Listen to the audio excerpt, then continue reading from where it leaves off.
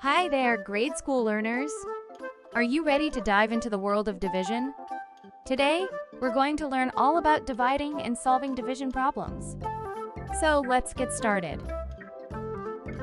Division is all about sharing or dividing things equally among a group of people or objects.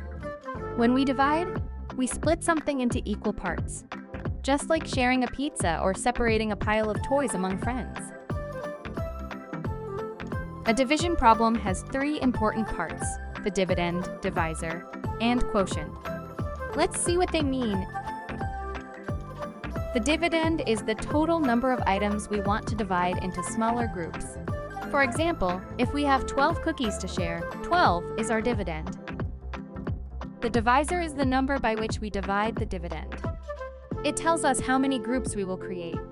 For instance, if we want to share the cookies equally between 3 friends, 3 is our divisor.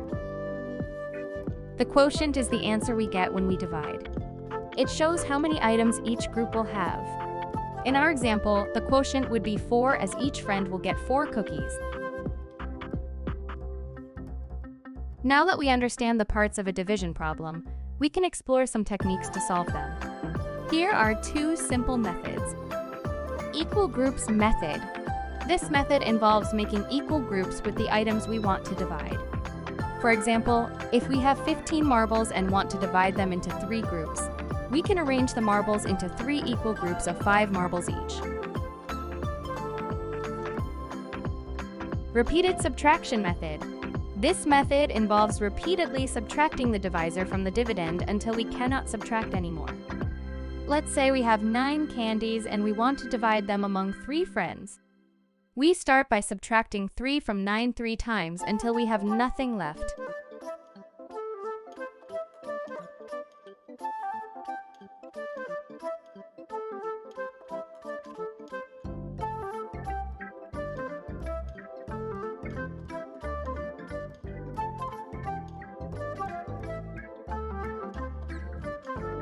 Now, let's dive into an example problem together using the equal groups method. There are 12 apples, and we want to divide them between 4 hungry friends. How many apples will each friend get? We can make 4 equal groups of apples. Each group will have 3 apples. So, each friend will get 3 apples.